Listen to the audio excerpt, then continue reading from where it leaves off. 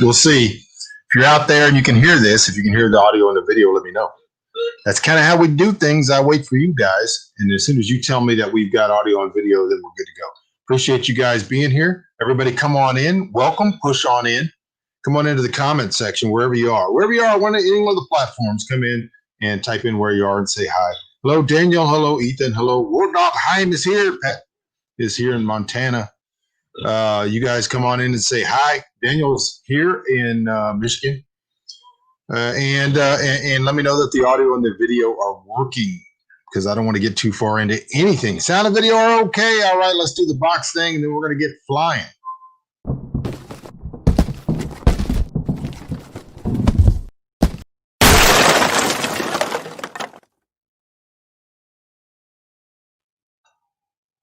All right.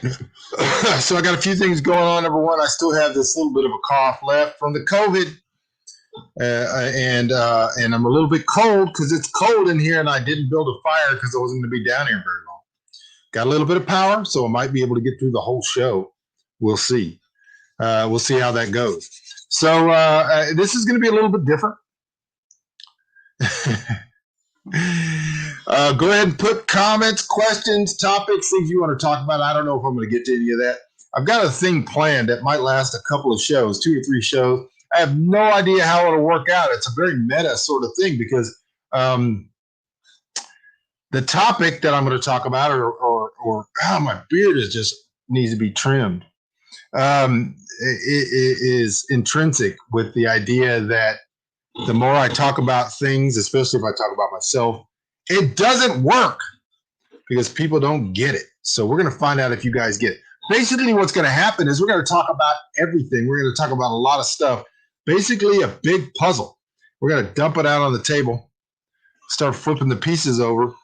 So I could be all over the place. This thing could go in any number of directions at any time. I do have an end goal. I have a topic I want to talk about, which is liberty and what it looks like when it dies. But in order to do that, I got to talk about a whole lot of different things. And so I'm just going to do that. Now, normally, if you guys have watched me for very long, some of you have been watching me for 20 years, I don't talk about myself.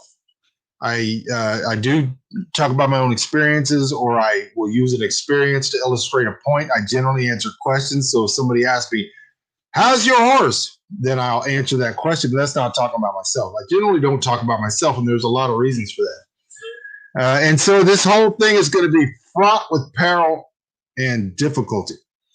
Another thing to point out is that unlike most people you will ever see on any type of program, podcast, or anything like this, I basically live my life out in the open. Everything I do, even like today, I'm riding on a horse, I put it on the social media and you get to see it. In addition to that, when I'm sitting here talking, there are people watching this from the whole history of my life. And so if I'm telling you a story about something that happened in the 8th grade, there are people that were in that 8th grade class that are watching this. If I was to talk about an ex-girlfriend, or I was talking about, they're watching this.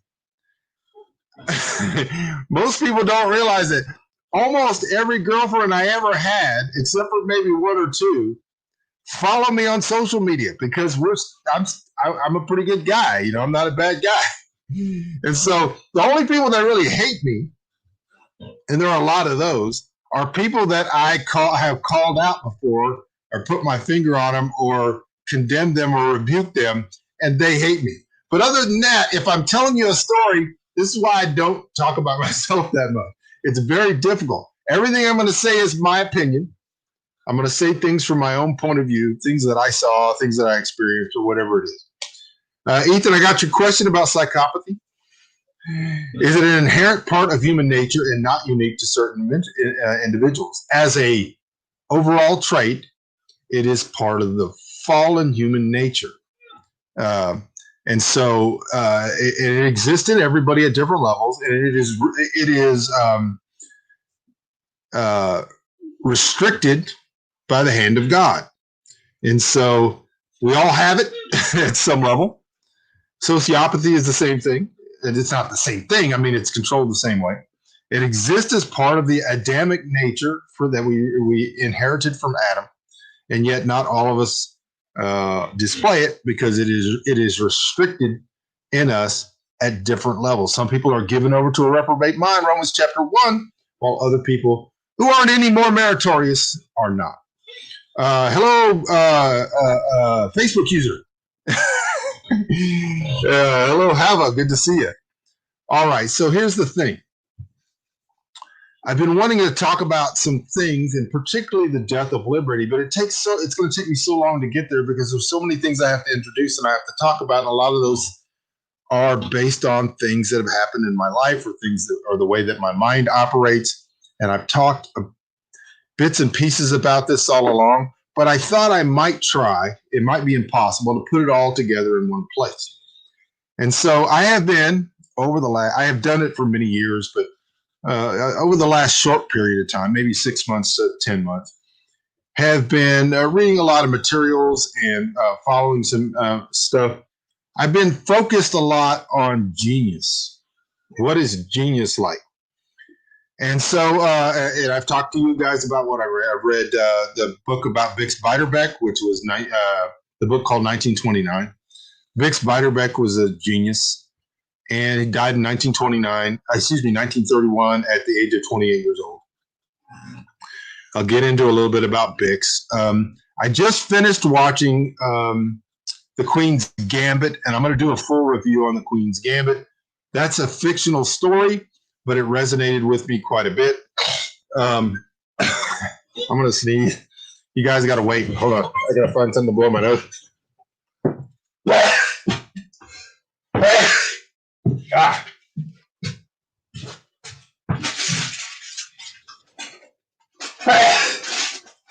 Allergy. Pardon me. This is live TV. So I just got finished watching the Queen's Gambit, which I said is a fictional story, but it resonated a lot. And there were some other stories that I could pick out that were in that story that I know a lot about, particularly the life of Bobby Fischer, the chess grandmaster, who I think he died in 2008. So I'm going to talk a little bit about him. And there's been quite a few others, but you guys know I follow Turgenev, Gogol, Tolstoy. Basically, I've been a lifelong, whoever says life is like a game of chess has never played chess. I'll let you do whatever you want with that. That was Ethan, not me. But I have always been fascinated with genius. And I want to say a couple of disclaimers at the very beginning. As I already said, I'm not at all. Everything I'm going to, if I tell a story from my past or whatever, it's from my own point of view. And second of all, I'm making any claim to genius whatsoever. However, I have experienced some of these things similar. And so I don't want to give any spoilers. If you haven't watched Queen's Gambit, I'm going to talk about the show. I'm sorry if you haven't watched it yet. I'm not going to give away the ending or any of that kind of stuff. It is a fictional story. And you know it's a fictional story because it's about a chess grandmaster world champion who's a female. Not that women can't be chess grandmasters. Some of them are. But it's a minuscule number. And in order for that book, which became the show, to be interesting and everything else, it was written by a man. Just saying. You can get mad if you want to. It's just the way that it is. But there are some great storylines in it. One of the things that really resonated with me in that story, which called back a lot of things to help me understand some of the things that I've been watching, is that there's this part of the story where Beth Harmon, who's the main character, when she leaves the orphanage and she starts in high school, and it's discovered that she's smart. And it's a trope in literature today for everybody to be bullied. Everybody's been bullied. And all bullying on TV and movies always takes the same exact tack. Every bully is exactly the same. And life is just not that way. First of all, in my personal experience, and you may have been bullied, Perhaps you were bullied in the way that it happens on TV, which is pretty much a fictional concoction as far as I'm concerned. I went to public school. I experienced a lot of things there. I never saw anybody bullied in the way that they're bullied on TV and in movies. I saw people get bullied, but I also saw people respond to that and reject it. I saw people get pushed into the lockers, and I saw people go up to that person and say, "Don't do that." I saw people respond to it. I never once saw everybody in the whole school start laughing because somebody fell down and hurt themselves, or somebody got pushed down, or somebody did, the get behind their legs and the bully pushed them over and everybody started laughing. That never happened in my entire history of school, college, or whatever. And I was a big guy. I wasn't bullied physically. And so I think bullying happens, but it doesn't particularly happen the way that it happens on TV and in movies. My own experience was very similar to what happened in that show. And that is, when people discovered that she was smart, they treated her differently. Bob from Michigan. I don't know whether you're Bob from Michigan or Jerry Harbitz. Anyways, I'm just, every once in a while I'll comment on the comments. You may not get to see the comments if you're at a different platform. And so I had a couple of stories like that where my mind worked and still works differently than a lot of people's. And I retain a lot of information and I read a lot of books. From a very young age, I would read the encyclopedias and I would read the dictionary and I would remember everything that I read. And so I had a lot of information in my head, and I was also very awkward. So I didn't know exactly, hello, everybody. I didn't know exactly how, pardon me, my allergies, how to behave. It came across as quite awkward.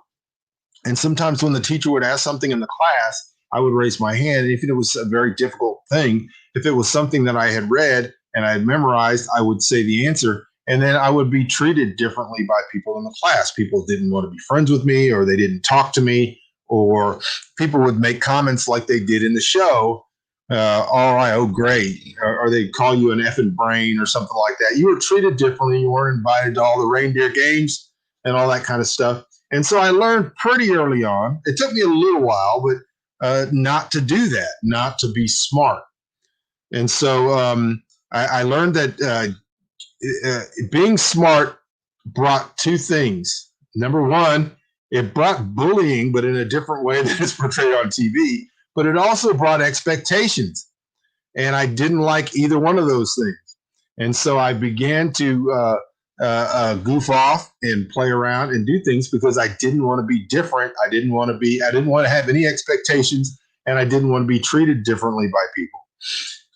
I would slip and fall, which means every once in a while I would do something that would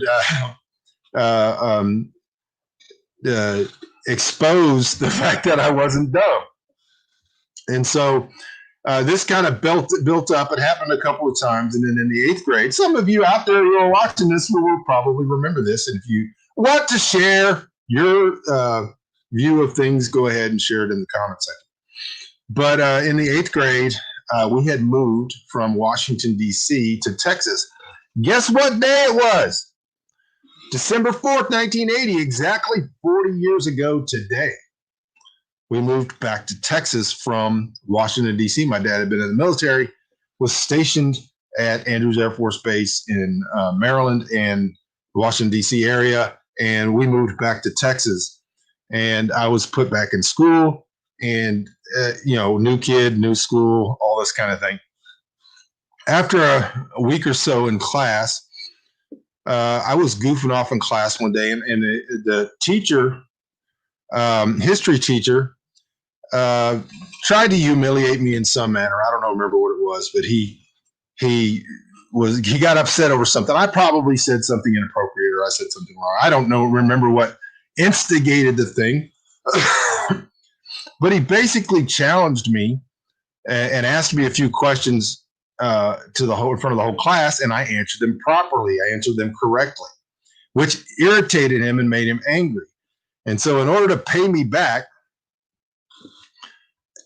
he said I would have to take a test the next day for the whole class, and whatever grade I got on the test was going to be the grade the whole class got.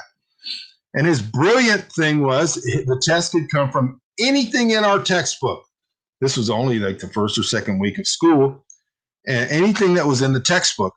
And I had to know the whole textbook. I couldn't have the textbook. I had to stand in front of the whole class the next day, and he would ask me a series of maybe 15 or 20 questions. Could be anything in the textbook.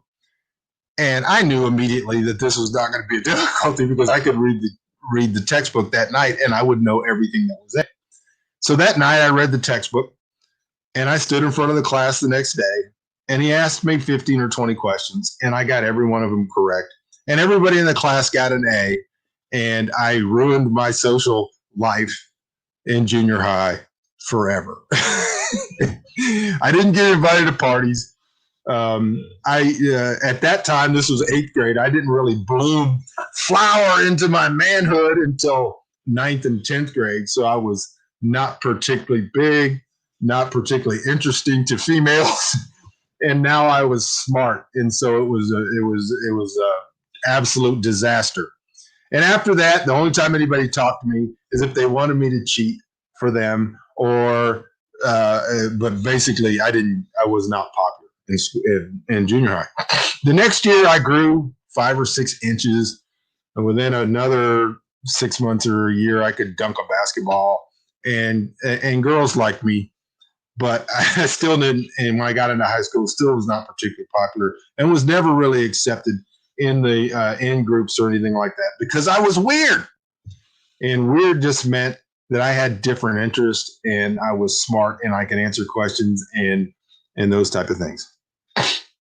So that's what happened. And I only tell you that story because I wanted you to know that I identified with the character in Queen's Gambit when that happened to her. There was other things that happened in that story that I identified with. And one of them was when Beth is playing Harry Beltic in the Kentucky National Championship. I think it's 1956 or 57. I can't remember. It may have been 63. I think it may have been 63. And it's a fictional story. Keep talking to yourself, Ethan, while I'm having a monologue over here. So she's playing Harry Beltic, who is, and this is one of the few really, really big errors in the show, is that Harry Beltic is supposed to be like one of the best players in the nation. I think they show a quick shot of the board, and his rating is like 2183 or something, which is remarkably high for somebody who's competing in the Kentucky State Championship. And Beth plays him. She's never played in a tournament before, and this is for the championship. And she ends up beating Harry Beltic. There was parts of the story in which they imbued both Harry Beltic and Beth Harmon with true stuff that happened to Bobby Fischer, who was basically the real character of a kid who became a grandmaster at age 15 or 16. And so anyway, she's playing Harry Beltic, and she plays a lot in her head, and she gets ahead of him. And at one point, she has him beat. The game is over, and he doesn't see it. And she says, it's over. And he says, no, go ahead and play it out. And she says, you're going to do this, and I'm going to do this, and can't you see it? And he says, no, play it out, play it out. So they do a couple more moves, and she says, now do you see it, or do you just want to play it out on the board? And at that point, he could see it, and he resigns the game. And she wins and becomes the Kentucky State champion. This is going to come into play later on because the way that my particular skill developed was the use of logic and reason later on in life, because of not just reading books, but studying things and studying logic and reason and history and philosophy and all those type of things. And so I'll get to that, but that's another thing that I identified with. is that there is a point where you can play out a conversation or a debate, and you can play it out way in advance, and the other person just doesn't even have a clue that you've already played both parts. You've already done both things all the way to the end, and it can be very, very frustrating. And so she gets frustrated with Harry Beltic, and she's like, "Don't you see it?" And he doesn't see it, and that can be a very frustrating thing. So what we're dealing with for the most part, when we study people, or you read books like Bix Beiderbecke or about Bobby Fischer or Turgenev or these people, is that you have people who have, doesn't mean that they're the smartest people in the world, and it doesn't mean that they're smarter in other areas. That's one of the things these shows get wrong as well. Just because you're really, really good at chess, or you're really, really good at one thing, doesn't mean that you're a genius in every other area of life. And it doesn't mean that you're particularly successful. What my point is that I chose not to be successful, and I chose not to be portrayed in any other way than as a regular person. And anytime I got good at something, or I began to advance in something, I generally tried to sabotage it and tried to ruin it, because I did not want any of the responsibilities or expectations that came along with it. For the most part, I was able, through high school, to fly under the radar. My senior year, that all changed. And although I had kept a solid C average in all my classes, I knew I could keep a C average by never studying. All I had to do was read the book, maybe the day before the test. And I didn't want to get A's. I didn't want to get B's. I wanted to get C's because I wanted to pass. I didn't want to have to go back, but I also didn't want any expectations. And this was basically just a defense mechanism against being not popular, which is also true. But also, I didn't want people to want me to do things. And I didn't want to be forced into doing things I didn't want to do. My senior year, they came to me, school did, and said, they've started this thing the year before. My sister was in it, and it's called Academic Decathlon. It's been around for 20-some years now, but I think I was in it the second year. And the way that Academic Decathlon worked is you had A students, B students, C students, and you basically, the reason it was called Decathlon is there was 10 areas, and you competed with other schools in your region or district or state or national or whatever. And your team was made up of levels. So you had A level, B level, C level. I was chosen as a C level student in the Academic Decathlon because they knew I was a ringer. The teachers knew. The people that had experience having conversations with me knew that I was a ringer. And so I got into it. I decided to do it. There were some cool kids in it. Some of them that are watching this right now.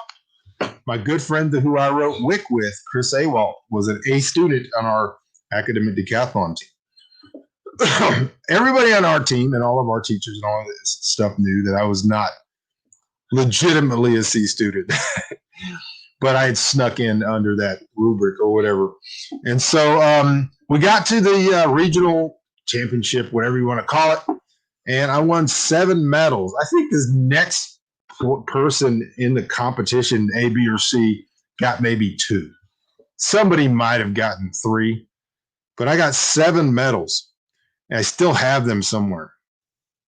And again, all of a sudden there were these expectations, and there was this treatment by people where people didn't want to talk to me or didn't want to be friends or whatever it was. And so I got another lesson that in that part of America, that public school idea of America is just, unless you're one of those people who wants those things, who wants notoriety or wants to have expectations or wants to go and become a physicist or something like that, then being considered smart is not particularly a good thing. And so that's what happened. I went to college. I goofed around in college until finally I got kicked out. And then life went on. I learned early on that I could know anything I want to know, anytime I want to know it, by reading books. And I'm able to retain the information almost in an eidetic way, and use that information as needed in conversations and debate and etc. Around the year, and this is going somewhere. You don't think that it is. We're just turning the pieces over right now. It's going somewhere because I want to talk about liberty. I want to talk about why people make decisions and why people fear freedom and all of these type of things. And I just think it helps you to know where I'm coming from. And so basically, when you choose the life that I chose, which was to be an outsider, to not particularly participate in most of the things that people, the American dream, the things that people are chasing after, the treadmill, then you become an outcast in your own family, you become an outcast with your friends or whoever else. And so that's kind of what happened. It's the story of my life. Around the year 1997, I decided to go a different direction, and I started doing public speaking. I started doing some presentations, public presentations, debates. I debated people. And I decided for the first time that I was going to throw off all those shackles. I was going to throw off the whole facade, and I was going to fully engage my capabilities. And I studied, I read. I've got 3,000 books here. I started reading everything I could get my hands on in theology, philosophy, history, world history, Russian literature, all of those things. And then I was traveling 250 or 300 nights a year, speaking in front of 400 people. Some of you who are watching this right now met me that way, and that's why you're here right now. And then I would stand in front of a group of people, and I would ask them to ask me questions. They could ask questions, or they could challenge me, or they could debate me, or whatever it is. And through those, pardon me, in studying genius, you learn that people who get really, really good at something, and now there are people who have a natural, they're like they were made to do certain things. If you watch Good Will Hunting, he had a natural affinity to math, also a fiction story, but there are people that are like that. There are people who have a natural affinity to chess or whatever it is. Doesn't mean that they didn't study. Most of them study hard their whole life. To get really, really good at something, even if you have a natural affinity to it, takes about 10,000 hours of personal repetitive practice, doing the same thing over and over and over again until you become so good at it that it becomes second nature. Whether that's muscle memory or whether that's intellectual memory or whatever it is, that's about what it takes. And so I spent about 5 or 6 years on the road every night. I would do a 2 or 3 hour presentation. We would be invited to go eat, and then generally would be surrounded by 15 to 20 or 30 people asking questions, debating, arguing, upset, whatever it was. And I learned pretty quickly, probably by the second or third year, the way the human mind works. That people would ask the same questions, they would ask them with the same words. Their minds were going down a certain path, and I could see the path their mind was going down. I could see the next thing that they were going to ask. And like Beth in her discussion with Harry Beltic, I could often see exactly where the conversation was going to go and how it was going to end up.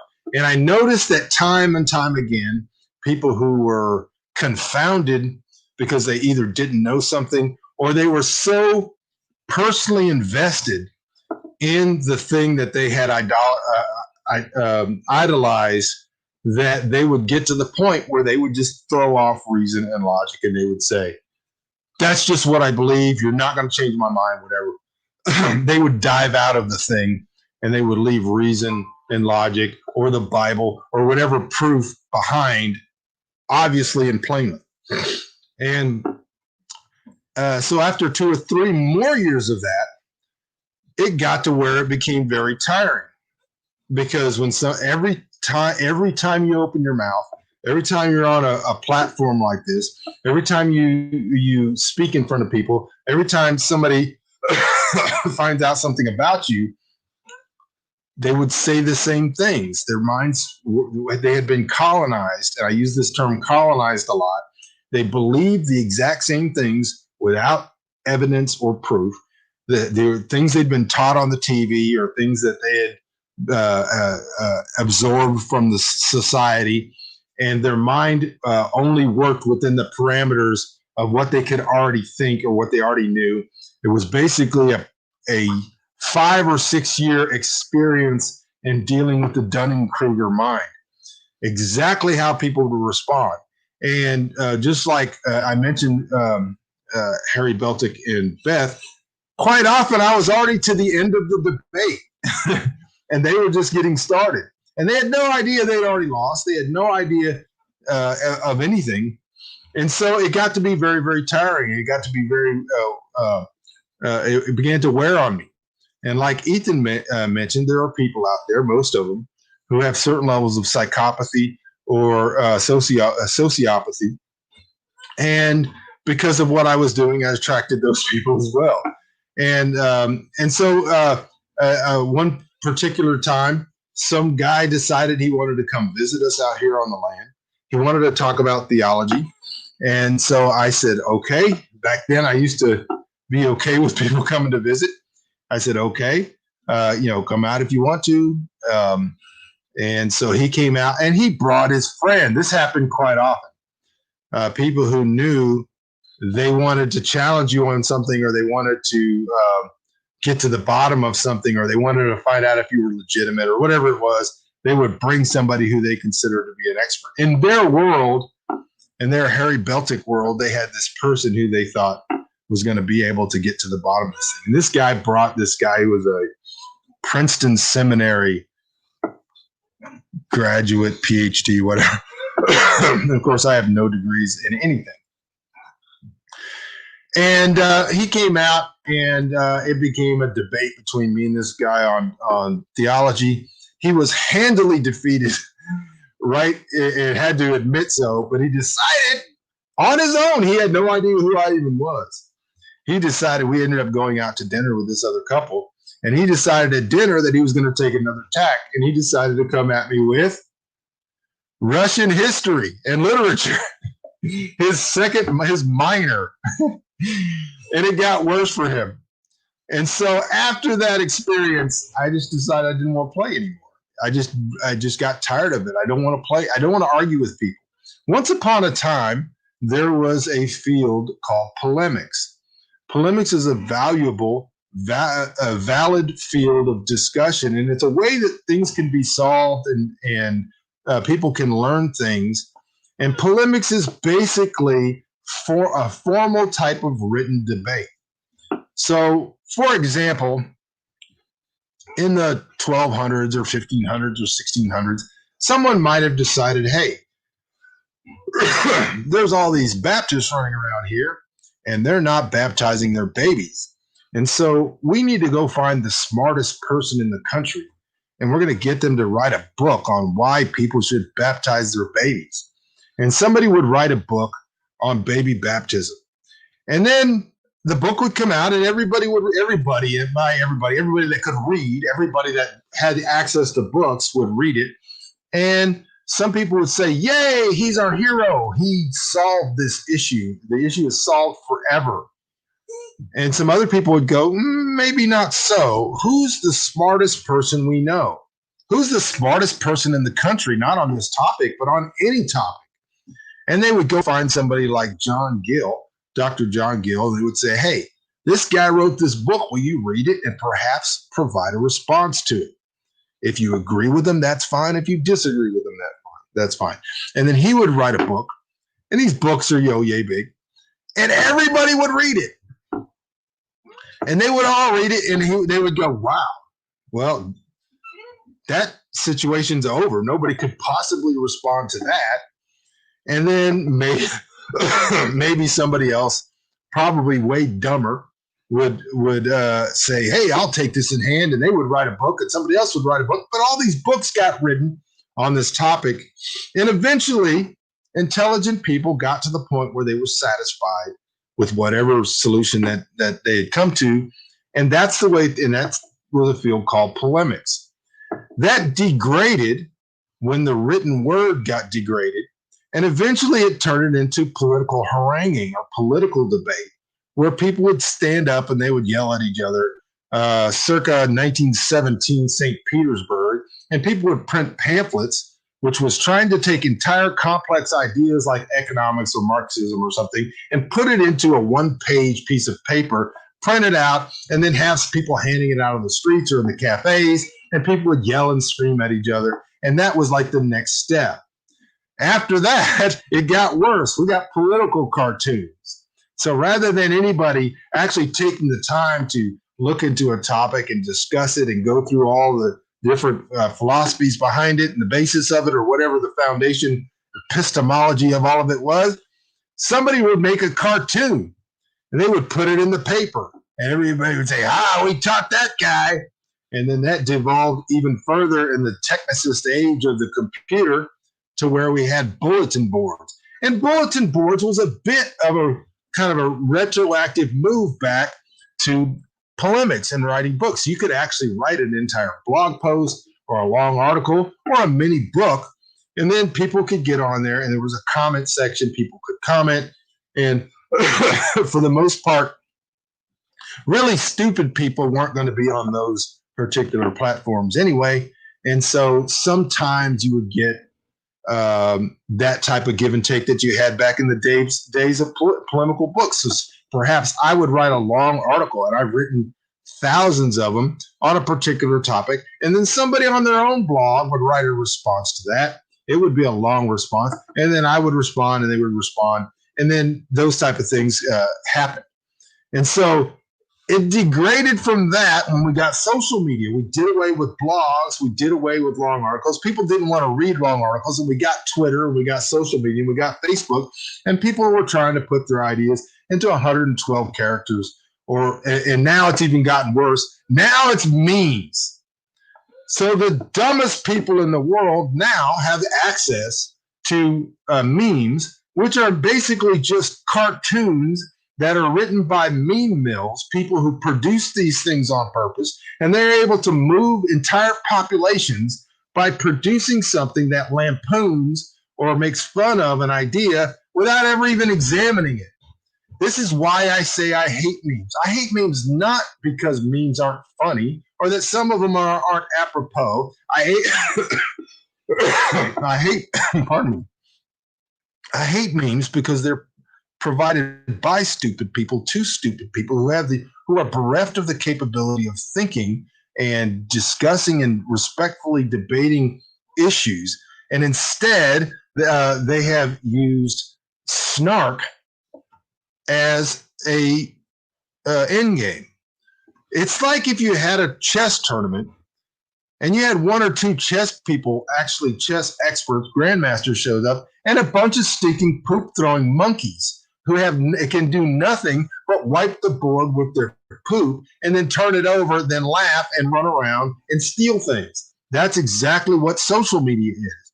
And so I just got to where I didn't want to deal with it anymore.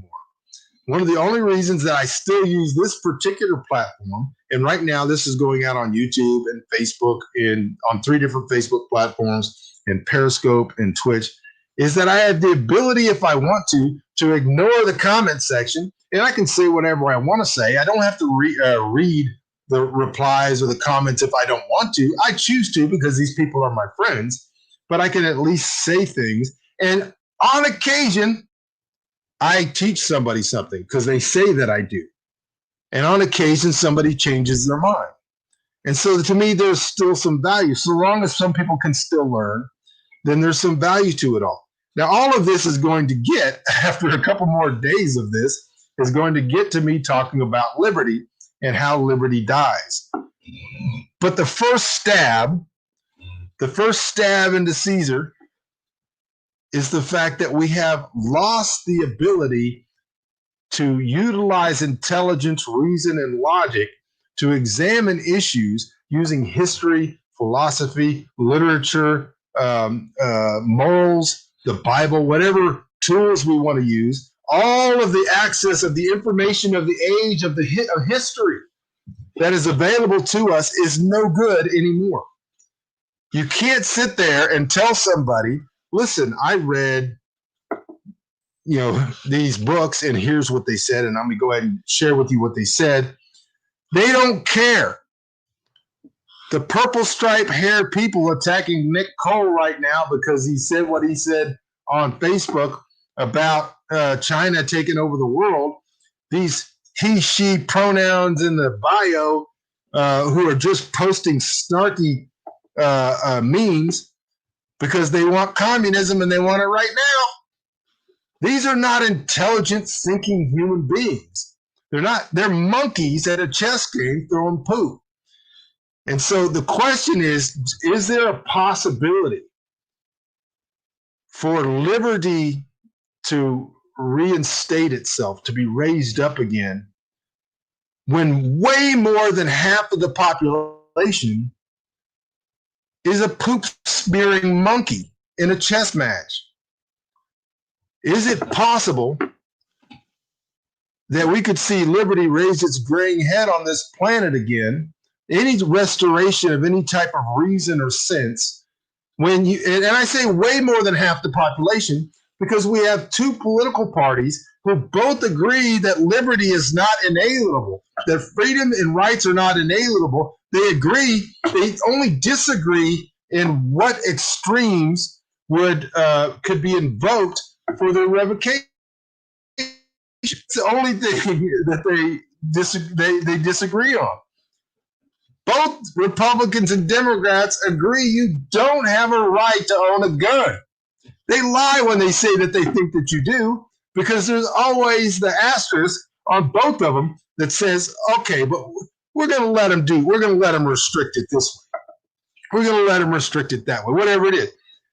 They both agree that you don't have the right to free speech. They just disagree as to where to draw the line when that right can be revoked.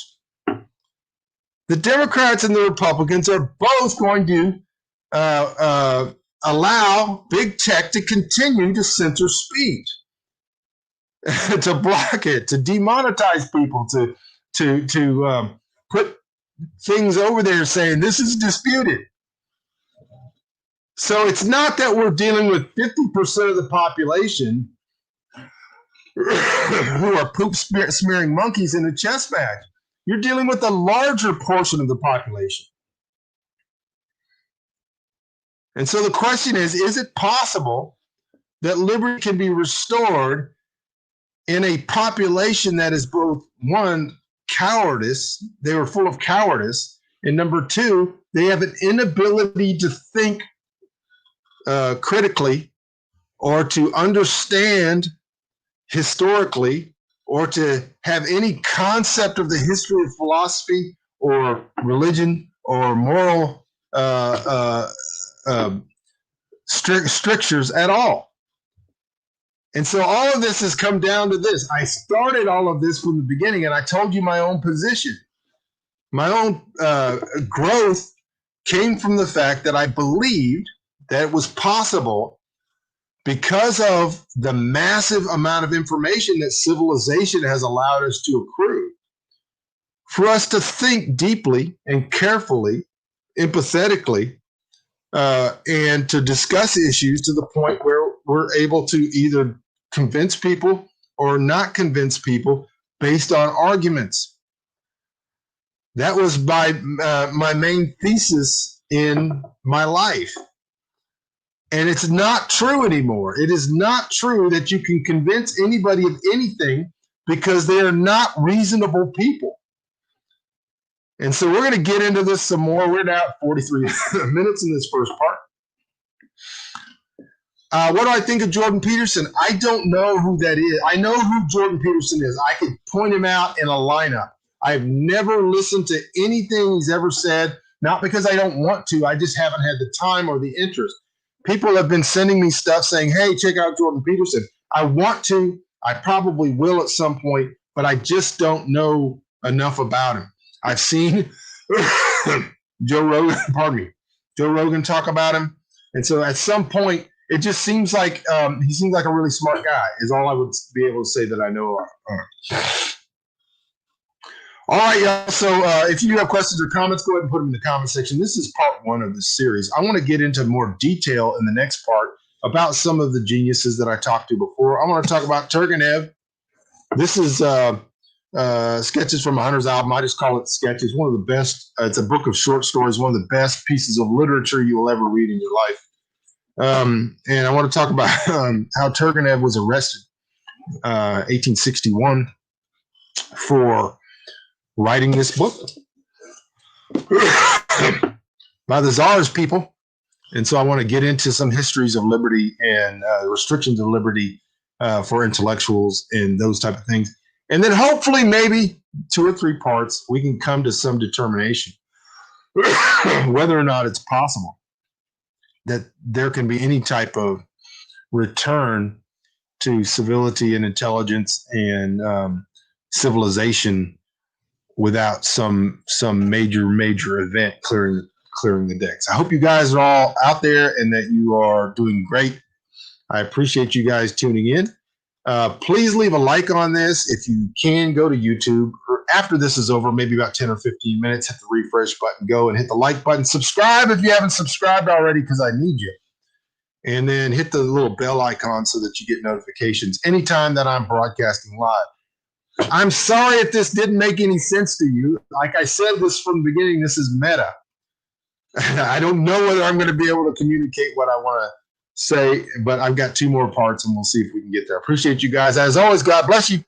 I love you. I'll talk to you soon, probably tomorrow, if not then the next day.